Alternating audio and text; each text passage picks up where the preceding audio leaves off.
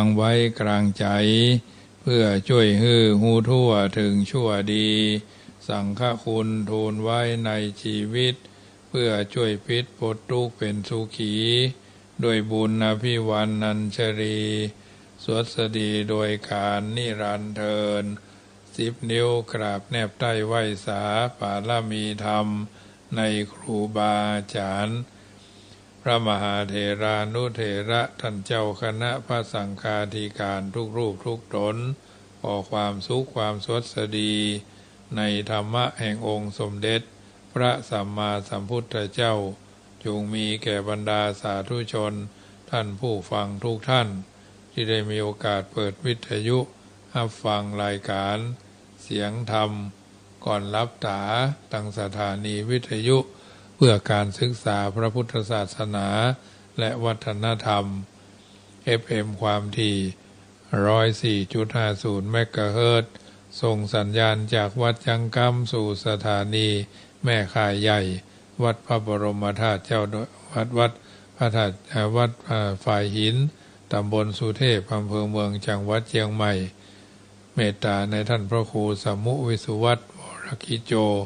ท่านเจ้าวาดและท่านผู้อำนวยการวิทยุแห่งนั้นถวายเวลาเพื่อธรรมภาพพระมหาประสิทธมาภินันโทวัดจังกำน้อมนำเอารายการธรรมะมาเป็นปฏิพรกับบรรดาสถานาบุญทุกคนทุกท่านที่มีโอกาสเปิดวิทยุรับฟังจากคืนนี้ทุกวันน้ำธรรมคำสอน 84,000 พระธรรมขันธ์สามารถฟังกันเป็นประจำอยู่ได้ทั้งนี้ทั้งนั้นเพื่อจะได้เป็น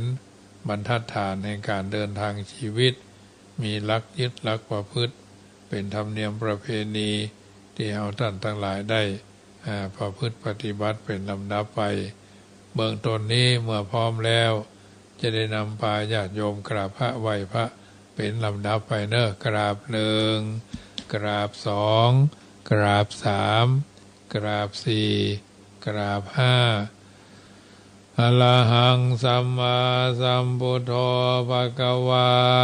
พุทธังภควันตังอภิวาเทมิกราบสวากขาโตภควตาธัมโมธัมมังนามัสสามิกราบสุปฏิปันโนภควโตสาวกสังโฆสังฆังนามามิกราบ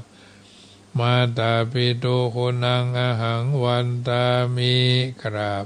คุณูปการีวันตามิกราบกราบพระพุทธกราบพระธรรมกราบพระสงฆ์กราบระลึกถึงคุณพ่อคุณแม่กราบระลึกถึงคุณของครูบาอาจารย์ต่อไปก็ตั้งอกตั้งใจโยขันแก้ว5โกฏากเนอ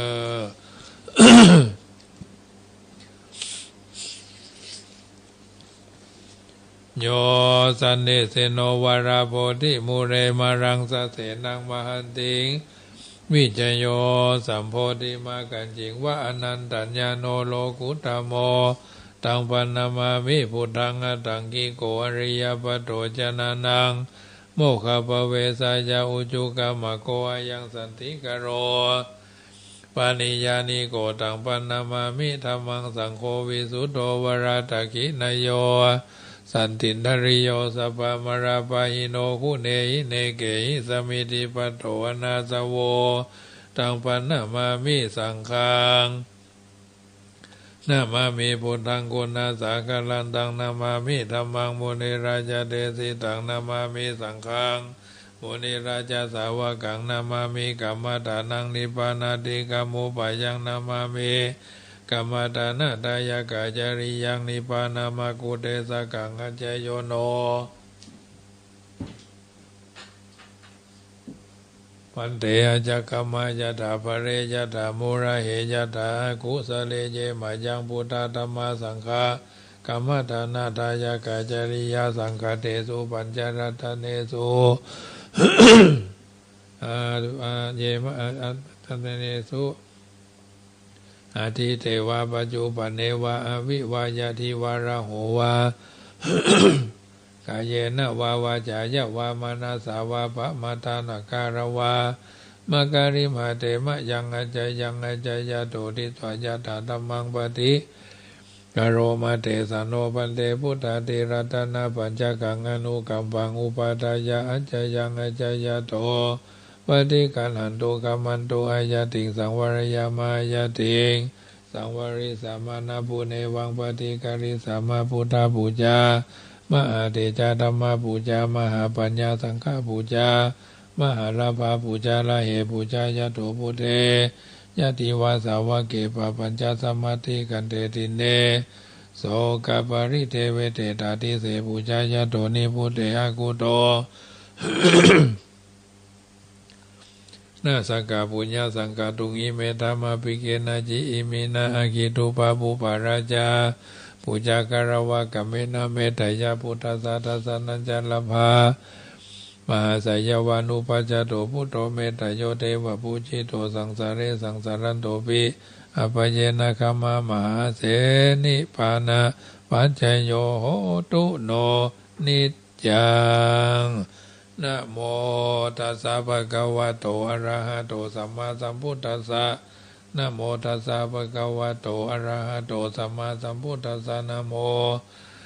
ตัสสะภะคะวะโตอะระหะโตสัมมาสัมพุทธัสสะพุทธังสรณังกัจฉามิธัมมังสรณังกัจฉามิสังฆังสรณังกัจฉามิทุติยัมปิพุทธังสรณังกัจฉามิทุติยัมปิธัมมังสรณังกัจฉามิทุติยัมปิสังฆังสรณังกัจฉามิตติยัมปิพุทธังสรณังกัจฉามิตติยัมปิธัมมังสรณังกัจฉามิตติยัมปิสังฆังสรณังกัจฉามิสรณะกัมมานังพุทโธสัพพัญญูตยาโนธัมโมโลกุตโลนาวาสังโฆมะคาปะระโตจาอิเจตังรัตนะทยังเอตัสสะอนุภาเวนะสัพพะอันตรายโยวินาศสันตุโน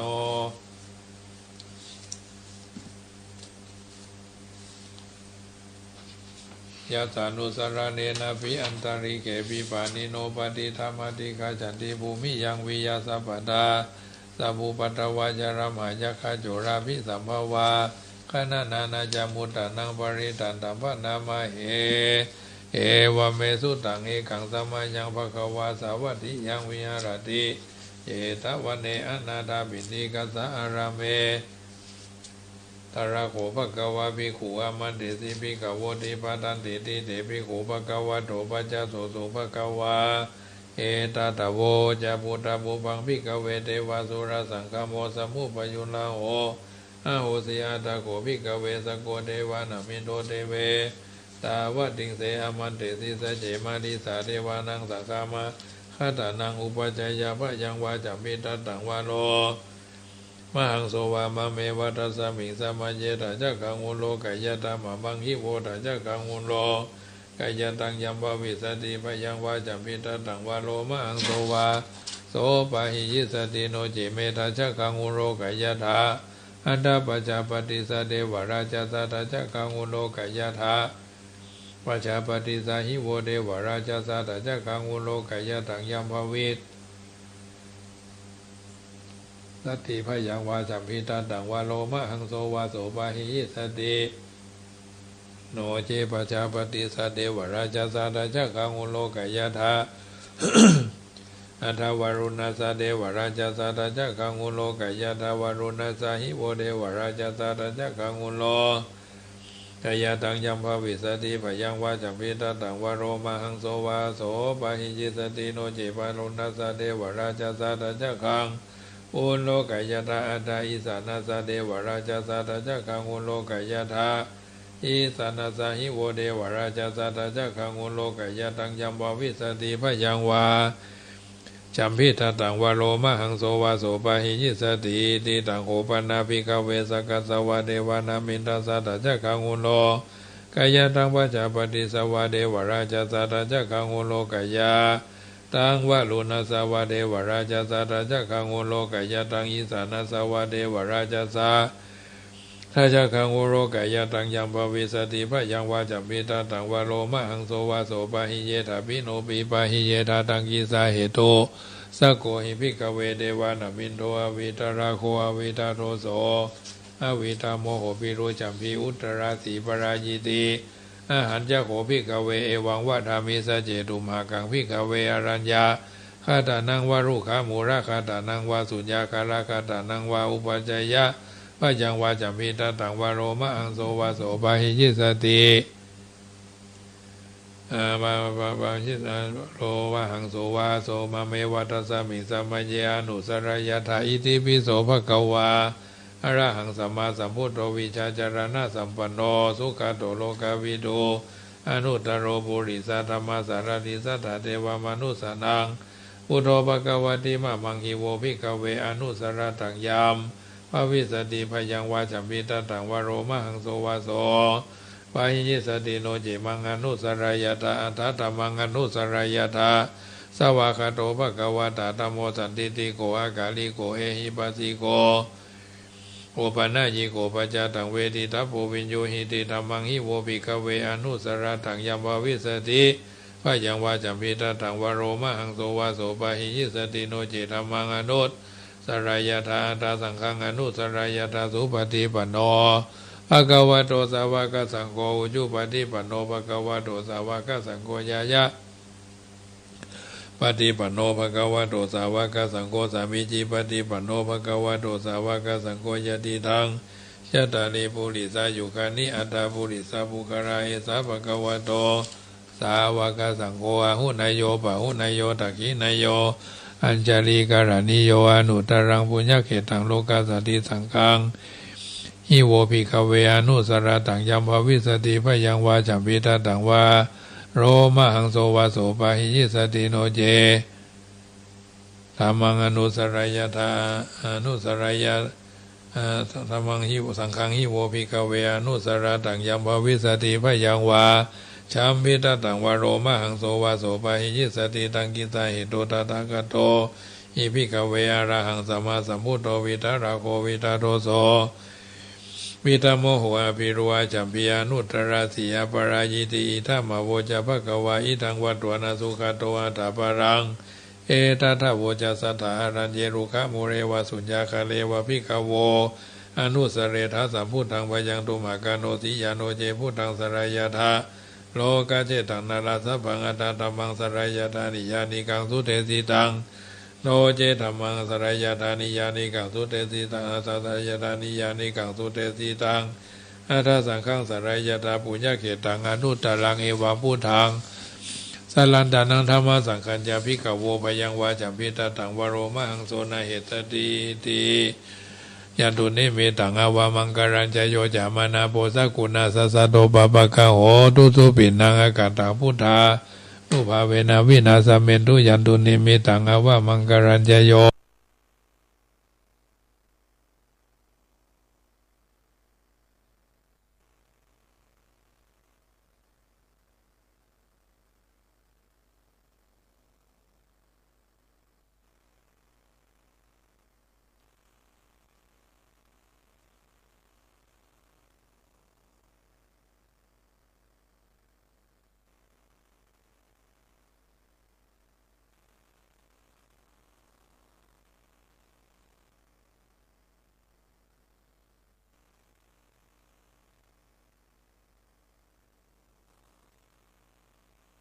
เวียงสัจจาปาละมีแวดละวังดีเป็นไม้ไตคันธีปาละมีกายเป็นออกเป็นดากบางหน้าไม้และปืนไฟอธิฐานหน้าปาละมีพันดาบไปทุกแห่งแข็งแข็งแห่งแห่งป่าฝูงหมู่มารปีสร้างภัยเพศทุกตะเวพบดีปังไปนีนั่งทอรานีอัศจรรย์โสสะเหมือนฟันอยู่ข้างๆน้ำนาทีน้องกว้างดอกกว้างแตกตีฟองระนองระนอกกลายเป็นข้าวดอกดอกไม้ถวายปูชาพระเกี่ยวเก่นได้สตานว่าปูทางเอ่ยจูงมาไปโปรดอนุญาตโทษโปรดผู้ฆ่าแท้ดีแม่ธรณีออกมาหีดมวยผมอยู่ที่ธาตุจังให้ใครขาจังงาสับดินพ้นน้ำนาทีลงพัดไปก็จังภายหักดาวพายามานห้องเอาปูนกัวกับยอมือคืนทัวตรงหัวใส่เกาผู้ฆ่านี้เล่าได้จีว่าลูกศิษย์พระพุทธเจ้าผู้มีบุญสมปานั้นมากนักพระพุทธเจ้า จึงตั้งพระปัญญาปาละมีไว้เก้าชั้นตั้งไว้ตั้งนาก็ได้เก้าชั้นตั้งแต่ไว้ตั้งหลังก็ได้เก้าชั้นตั้งแต่หัวแผ่วตีนก็ได้เก้าชั้นตั้งแต่ตีนแผ่วหัวก็ได้เก้าชั้นแสนวาลูกปืนเสมอสักสมาเสมอฝนแสนหาก็บ่มีมาจะไก่ใดข้าพเจ้าเลยใดจีว่าพุทธกุณังธรรมะกุณังสังฆกุณังพุทธอินตาธรรมะอินตาสังฆอินตาอาสาหับแม่ธรณีผู้อยู่เหนือน้ำผู้อยู่กำแผ่นดินการขาใดระลึกคือถึงหาคุณพ่อคุณแม่คุณครูบาอาจารย์คุณพระแก้วเจ้าทั้งสามประการคือคุณพระพุทธคุณพระธรรมคุณพระสงฆ์คุณแดดคุณฝนคุณน้ำคุณลมคุณไฟคุณกุศลเจ้าก็ดีคุณนางอุตราเจ้าก็ดีคุณนางอุตราเจ้าก็ดีคุณพระปัจเจกเจ้าก็ดีคุณพระตนเมตตาภาวนาเจ้าก็ดีจงมาสัมปีตารักษาคุ้มครองทางกรรมนาและกรรมหลังยังตนตัวแห่งผู้ฆ่าตั้งแต่ที่ฆ่าการะยามนี้วันนี้ค่ำคืนนี้และต่อไปนี้ยิ้มแด่เธอพุทโธพุทธังรักษาธัมโมธัมมังรักษาสังโฆสังฆังรักษาพุทโธพุทธังอะระหังธัมโมธัมมังอะระหัง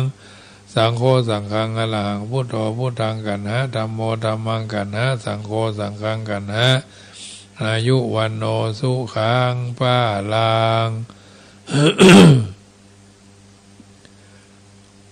เอาละศรัทธาญาติโยมท่านผู้ฟังทั้งหลายได้ยินได้ฟังการสังวาสสวดที่ยายพุทธคุณธรรมคุณสังฆคุณเป็นที่เสร็จสรรเรียบร้อยต่อไปก็จะเป็นปฏิพรน้ำธรรมคำสอนในทางพระพุทธศาสนาเป็นลำดับลำดาต่อไปเนาะค่ำแรงวันนี้ก็พายุฝนเข้าท้องที่ลำพูนหลายที่หลายต่างเนาะเพราะฉะนั้นบางทีบางครั้งก็เกิดพายุฝนเข้ามาแล้วเขาก็ต้องทำใจเพื่อจะต้องทำใจในสิ่งต่างๆบางทีบางครั้งก็ต้องให้กำลังใจตัวเองให้กำลังใจคนเพื่อนข้างหมู่เดียวกันทั้งนี้ทั้งหลายก็ถือว่าบางทีบางครั้งก็ทำให้เกิดความท้อแท้นะเกิดความท้อแท้กับสิ่งต่างๆที่เกิดขึ้นวันนี้ลมหลวงมาว่าพายุลมหลวงเนาะพายุหลวงทะลวงทะลุขัวมุงของตุลุปังปะบาเหลือบ้านถูกลมพัดลายถิ่นแดนเหนือกล้วยใต้เป็นเครือถูกลมพัดเซิงบ่มีอันอย่างจะไปเกิดเกิงกาดนัดกระเจิงเหี้ยฟื้นเพิ่งตูบมาแงนลมยังลู่ตื้นยืนอยู่กับได้ยืนอยู่เกือบบ่ได้ปิวลมพอลมมันพัดปิดวิดเก้าผมพังฟั่งควักยาดมโดนลมพัดบ้านโดนลมพัดบ้านเนาะเพราะฉะนั้นบางบ้านก็หลังคาปิวไปถือว่าจำเป็นจะต้องทำใจเนาะซึ่งก็ดินฟ้าอากาศดินน้ำไฟลมนี่มันไม่สามารถที่จะเอาไปกำหนดกฎเกณฑ์เอาไว้ก็ต้องทำใจอย่างเดียวเนาะจัดสร้างจัดซ่อมแจ้งไปตามจังว่าโอกาสอย่างที่มันช่วยกันได้ก็ช่วยกันไป บ้านเหนือช่วยบ้านใต้ก็ช่วยกันไปอันนี้ก็ถือว่าเป็นธรรมดาเนาะแล้วก็ธรรมะวันนี้ก็จะอู้เรื่องของวินัยที่ฝึกมาดีเป็นมงคลเพื่อการพัฒนาตัวมีคุณมีค่าถือว่าเป็นการเตรียมพร้อมเป็นประโยชน์เกื้อกูลต่อการงานพัฒนาตนเองเป็นกรรมการที่3ในกลุ่มนี้เป็นสิ่งที่สำคัญมากเพราะว่าหากคนเฮาบ่มีเป็นผู้มีความฉลาดรู้ฉลาดทำแต่เป็นผู้บ่มีวินัยเพิ่นบ่มีวินัยบ่มีระเบียบกำกับสนับสนุนแล้วก็อาจจะเป็นโทษเป็นภัยกับตนได้ดังนั้นจึงจำเป็นต้องอยู่เองต้องเป็นอยู่เองที่คนเฮาจำต้องมีวินัย จึงจะช่วยให้ความรู้ความสามารถที่มีอยู่ดำเนินไปในทางที่ถูกที่ควรวินัยโดยทั่วไปก็มักจะคู่กับศีลมีจะคู่กับศีล วินัยเป็นบัญญัติของมนุษย์เพื่อจะจัดระเบียบความเป็นอยู่และจัดระบบสังคมวินัยเป็นเครื่องช่วยฝึกฝนคนที่อยู่ในระบบเมื่อคนปฏิบัติตามวินัยจนเกิดเป็นคุณสมบัติแล้วคุณสมบัติที่เกิดในตัวนั้นก็จะเป็นศีลเมื่อคนเราประพฤติปฏิบัติตามวินัยจนเกิดเป็นคุณสมบัติคือตั้งต้นอยู่ในวินัยจนเป็นปกติแล้วเมื่อนั้นก็จะกลายเป็นศีลเป็นความประพฤติดีเป็นความประพฤติดีปกติของคนเฮาเมื่อคนเฮาอยู่ด้วยกันเป็นจำนวนนักก็จำเป็นจะต้องมีระเบียบกฎเกณฑ์เพื่อให้คนในสังคม ได้ยึดถือเป็นระเบียบสำหรับประพฤติปฏิบัติเพื่อความเรียบร้อยดีงามของสังคมเมื่อมีการฝ่าฝืนกฎเกณฑ์ที่ตั้งไว้ก็มักจะมีการลงโทษผู้ฝ่าฝืนเพื่อความเป็นระเบียบเรียบร้อยอันดีงามของสังคมและเพื่อให้ได้รับประโยชน์ตามที่ควรจะได้รับวินัยจึงเป็นระเบียบกฎเกณฑ์ข้อบังคับสำหรับควบคุมความประพฤติของกายของคนในสังคมให้เรียบร้อยดีงามเป็นแบบแผนอันหนึ่งอันเดียวกัน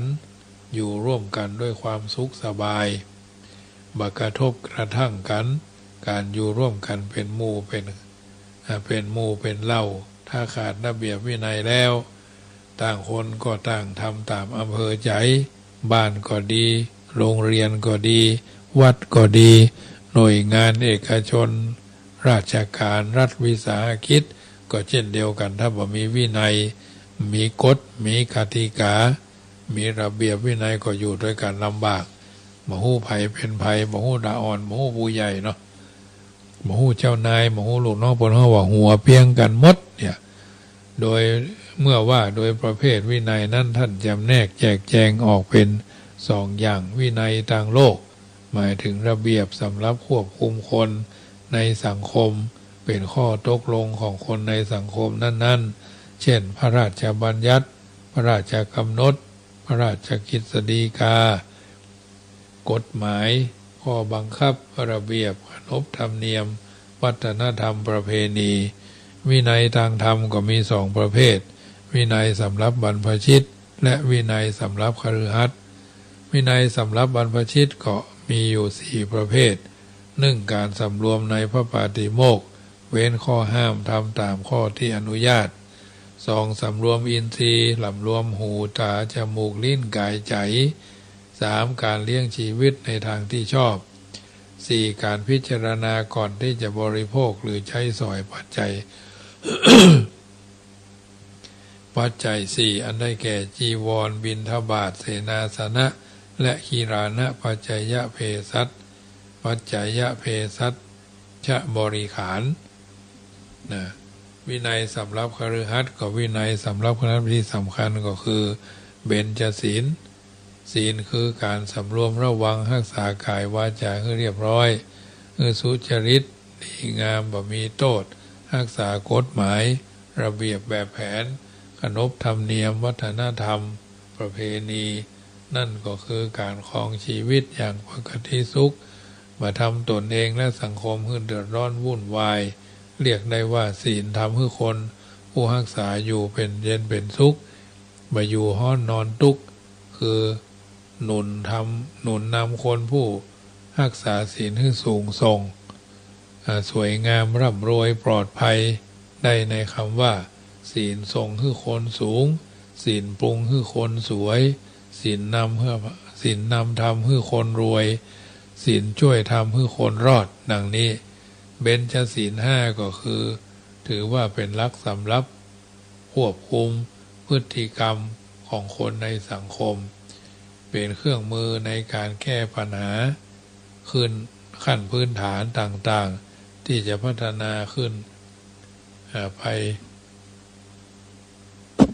ขึ้นไปทำให้คนในสังคมอยู่ร่วมกันอย่างเรียบร้อยศีลเป็นความงามเบื้องต้นเป็นที่ตั้งเป็นบ่อเกิด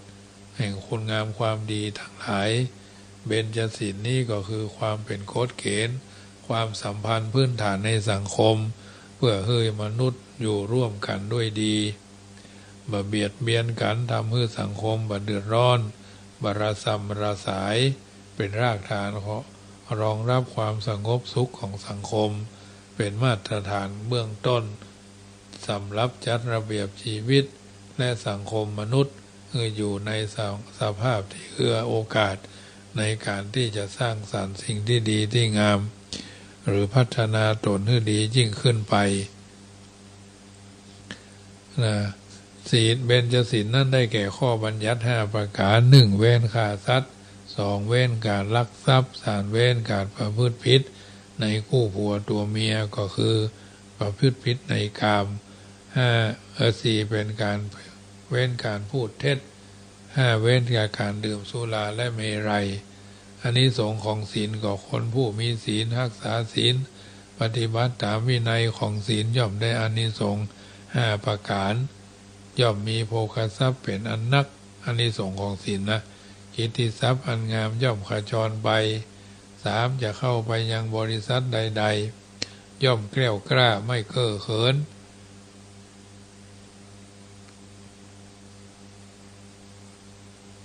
4. ย่อมบ่ตายอย่างหลงลืมสติ 5. หลังจากตายแล้วย่อมไปเกิดในสวงสวรรค์มีเรื่องเล่าเอาไว้ว่าบุคคลผู้มีวินัยที่ฝึกมาดีแล้วแม้จะอดอาหารก็บ่กึดในการแสวงหาที่บ่สมควรในเรื่องนี้มีเรื่องพระมหาติสสะผู้รักษาอาชีวปาริสุทธิศีลอย่างเคร่งครัดเป็นตัวอย่างมีเรื่องเล่าไว้ว่าพระในคราวเข้ายากหมากแปลงท่านพระมหาติสสะได้เดินทางไกลมีร่างกายลำบากอ่อนแรงเพราะขาดอาหารและตรากตรำในการเดินทางจึงแวะนอนนั่งที่โคนต้นมะม่วงต้นหนึ่งผลมะม่วงหล่นเกลื่อนกลาดเต็มไปหมดขณะนั้นมีอุบาสกคนหนึ่งเดินมาพบท่านเข้าอันท่านเมื่อยล้าจึงเอามะม่วงมาคั้นน้ำมานะถวายแล้วคือท่านขึ้นหลังเดินไปพระเถระได้พร่ำสอนตนเองว่าอุบาสกนี้ไม่ใช่พ่อไม่ใช่แม่ไม่ใช่ญาติไม่ใช่พวกพ้องเพื่อนพ้องสหายของเขาเลยเขาก็ทำคิดเหล่านี้เพราะท่านมีศีลเจริญวิปัสสนาอยู่บนหลังของอุบาสกนั้นเองได้บรรลุธรรมเป็นพระอรหันต์เพราะนั้นจะหันได้ว่าวินัยย่อมมีประโยชน์แก่คนผู้ประพฤติดีปฏิบัติชอบโดยทำให้บ่ต้องเดือดร้อนบ่ต้องอยู่ห้อนนอนทุกข์อยู่ร่วมกันด้วยความสงบเย็นและช่วยให้หน่วยงานสถาบันตลอดจนสังคมประเทศชาติเจริญก้าวหน้าเพื่อให้คนในสังคมต่างมีระเบียบวินัยตั้งใจปฏิบัติหน้าที่ย่อมส่งผลดีให้กับสังคมทำให้สังคมมีความสงบสุขเป็นระเบียบเรียบร้อยนอกจากนี้คนผู้มีวินัยย่อมเป็นคนที่น่าเชื่อถือไว้วางใจเป็นคนมีระเบียบแบบแผนในการดำเนินชีวิตประสบความสำเร็จในการพัฒนาตน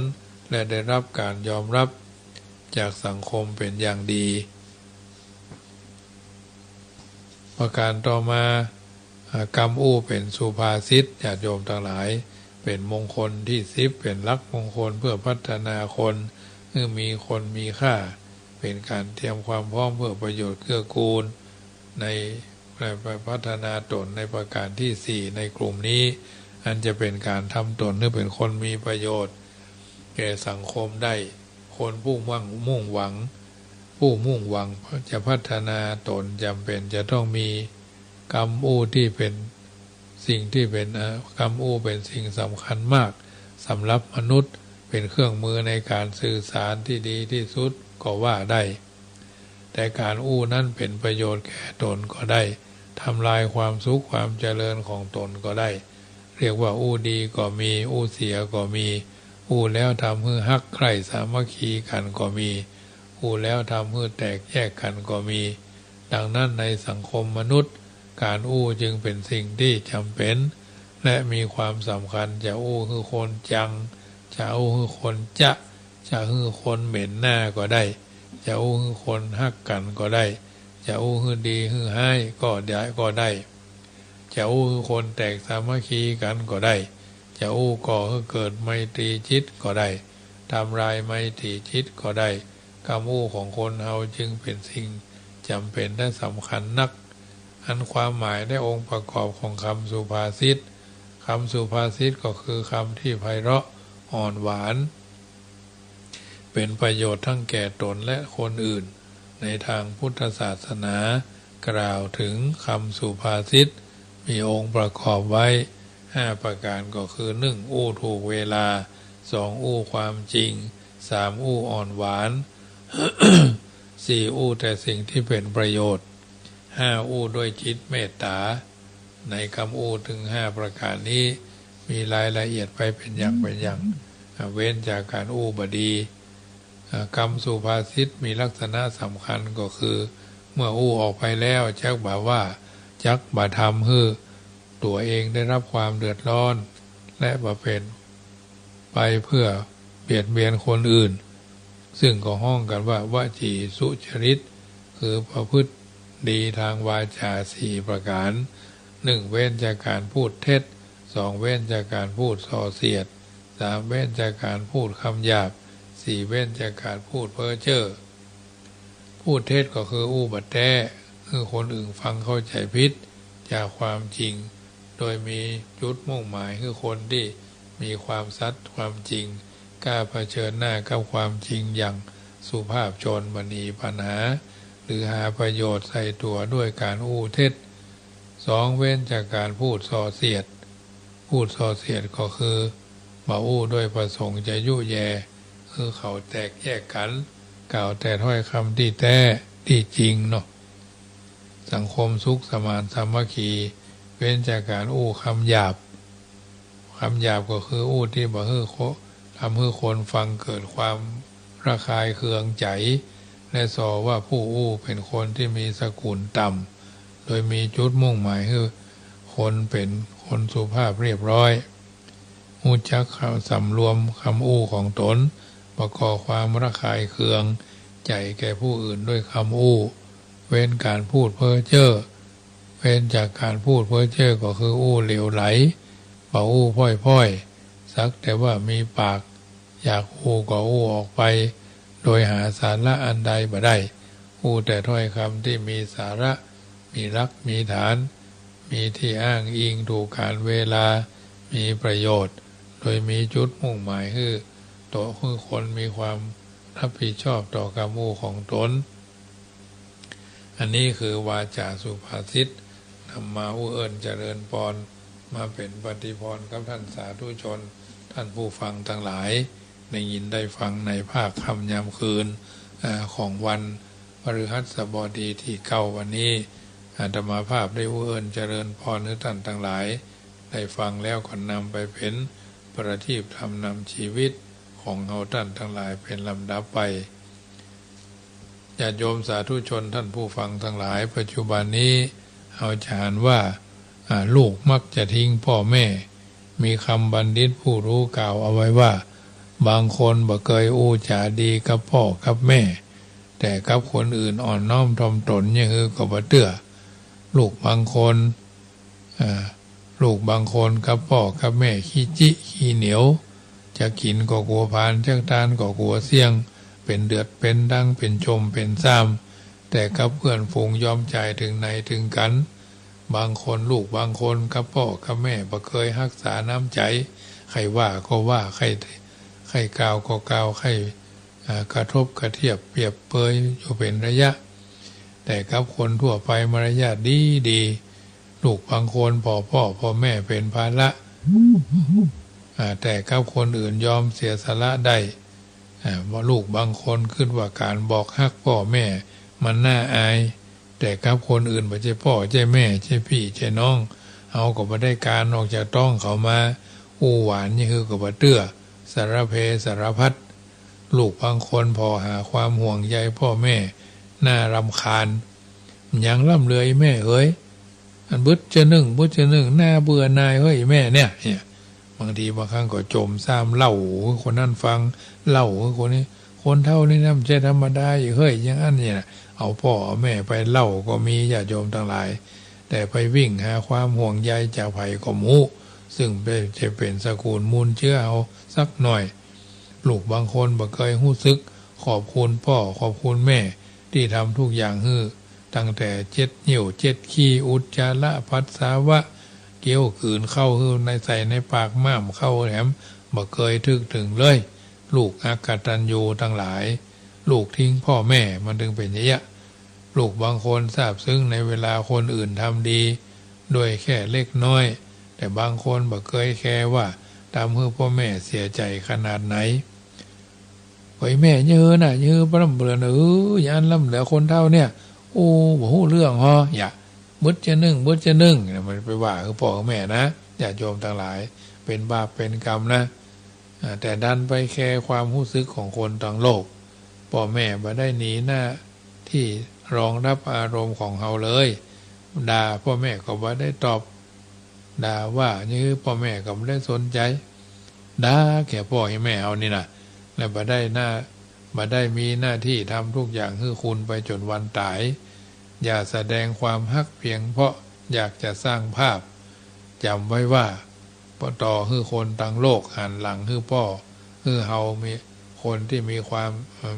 หรือมีคนตราหน้าเฮาว่าเลวแค่ไหน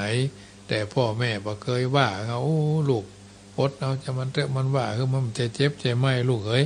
มันจะมีอย่างรุดอย่างรอนอดเอาลูกเดี๋ยวก็ผ่านไปละและฮักเฮาเสมอตลอดเวลาด้วยฮักจนวันตายนะพ่อแม่นะญาติโยมสาธุชนทั้งหลายจะเท็จจะจริงอย่างใดก็คิดคือยาวเนอะเอาไปฮักคนอื่นกว่าพ่อกว่าแม่อยู่ไหนมันถึงซ้อหาแทนก็บ่ได้เนาะนะเพิ่นถึงบอกว่าแม่นี้มีบุญคุณอันใหญ่หลวงนะอย่างที่เขาห้องเพลงนะไปห้องเพลงก็กัดอกเนาะอย่าคิดได้ในวันที่พ่อแม่บ่มีแล้วพ่อแม่อยู่ข้างฝาละเป็นชาตะมะตะอายุแล้วหลังจากโยมอันนั้นมีความหมายเอาเข้าเอาป่าพ่อแม่ใครอยากทุเรียนก็สู้ทุเรียนฮือเปิ้นมีน้อยก็ซื้อน้อย